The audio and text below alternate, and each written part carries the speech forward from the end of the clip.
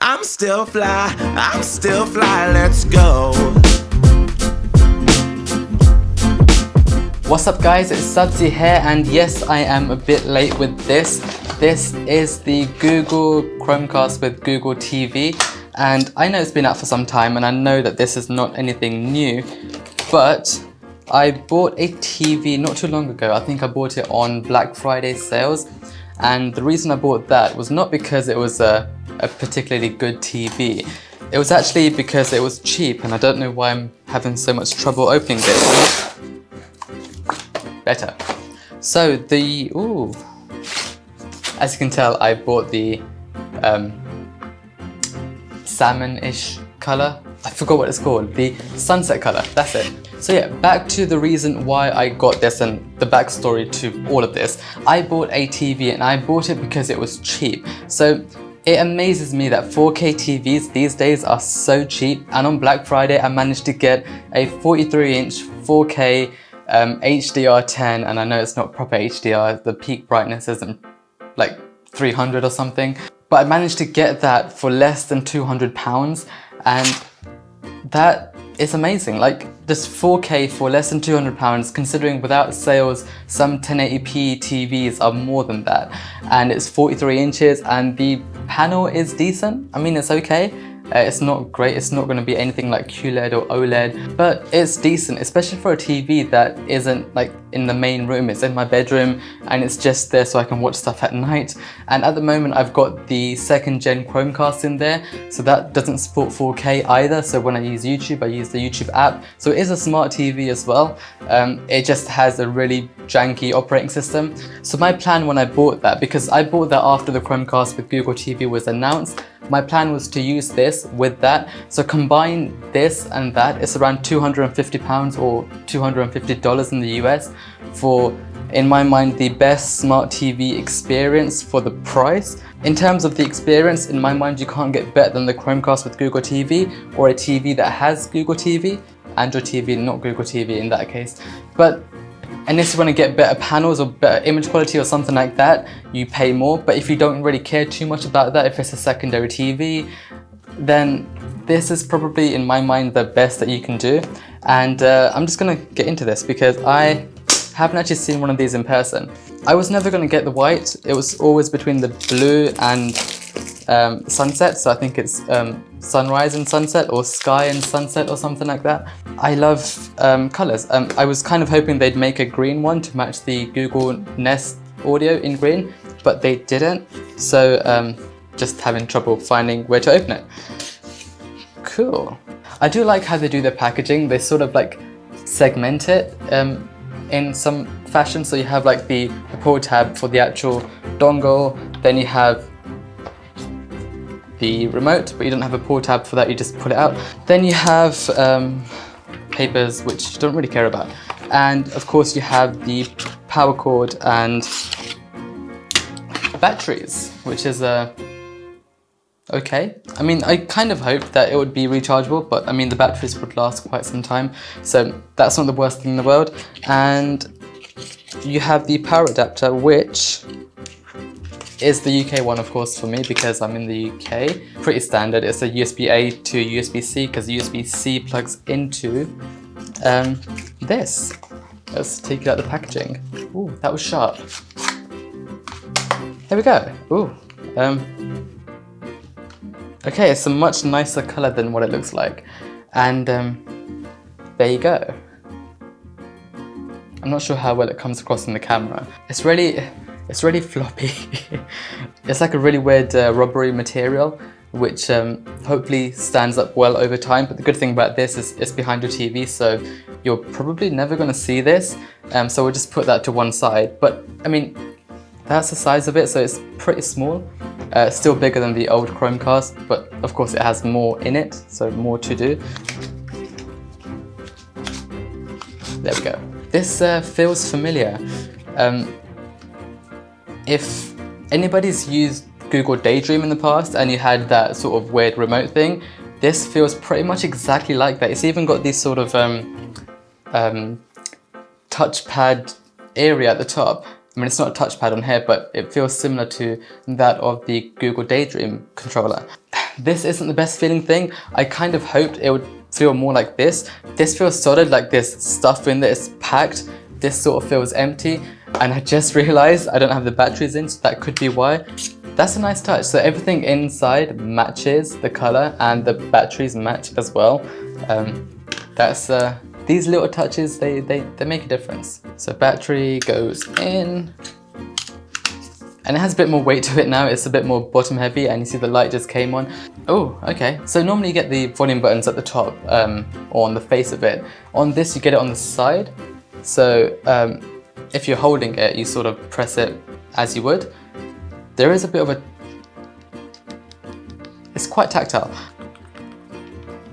That's good. Every button feels the same. I forgot the word for it, but they don't feel like one is mushier than the other. They all have the same sort of tactile feel, which is good. Sometimes if a company cheats out, the actual buttons have different feelings depending on where they are. So the membrane behind the bottom button may be different to the top one. It may have a different feel, but these are all pretty much the same. So that controller is a pass from me, and I do like that it has dedicated buttons for YouTube and Netflix because they're the two that I use. If I would make any change, I'd make that Netflix one remappable or have a third button. That's like an option C because I do use Amazon Prime Video quite a lot, and that would be awesome to have on here as well. But I guess you could just use the Google Assistant because you have that button right there.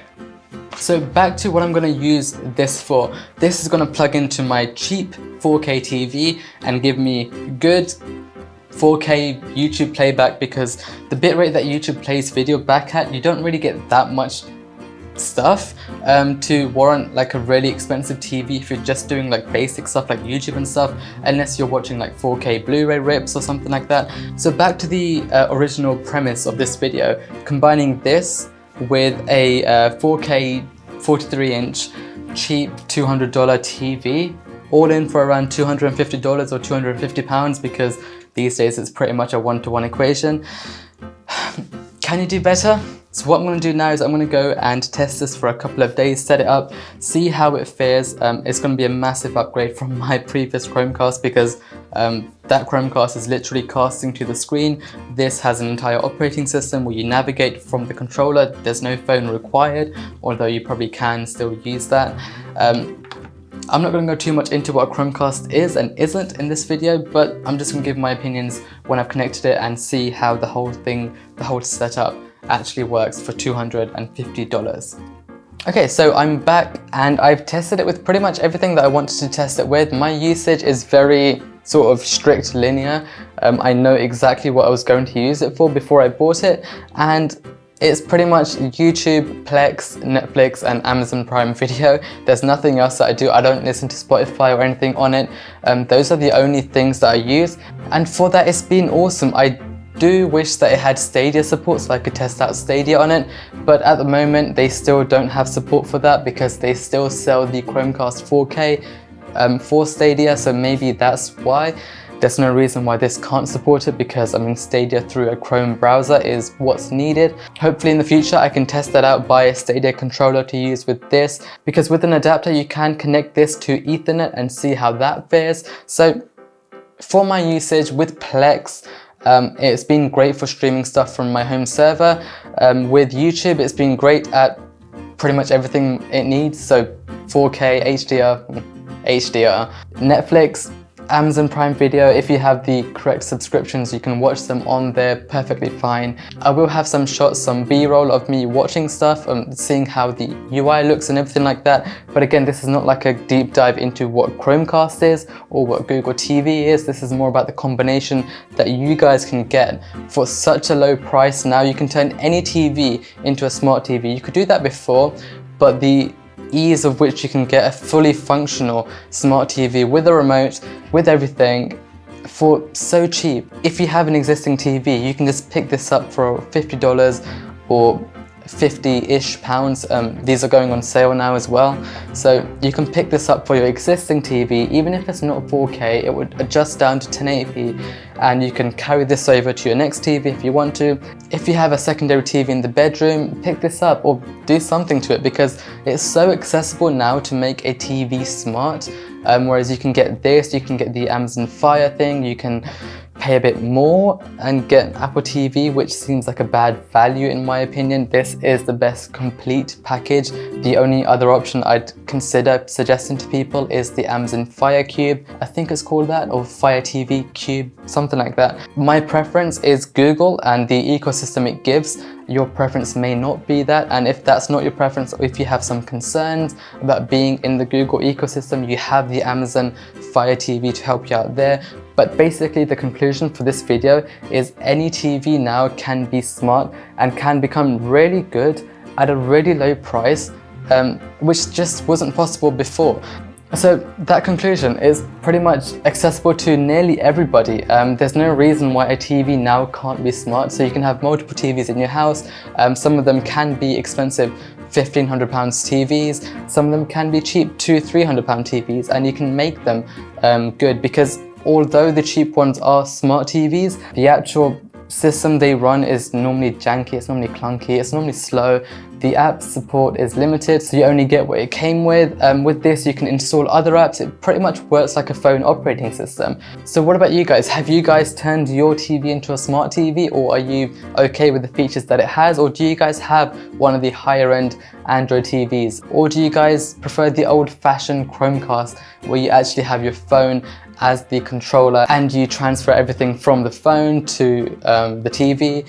Do you not like this design? Do you not like the color? Because that would be offensive, because I love this color. It sort of goes well with this ish. Do you guys think this is missing anything? What could they do for version 2 perhaps? Because in my mind there's nothing, at least from my needs, there's nothing that they could change apart from, you know, giving it a green color, because this remote in green would be amazing. But let me know what you guys think in the comments below. If you like this video, be sure to give it a thumbs up, click the subscribe button so you don't miss any future videos. And as always, it's been Subsy here, and I'll see you guys next time. And you can see whatever from behind me, but I'm still fly, I'm still fly.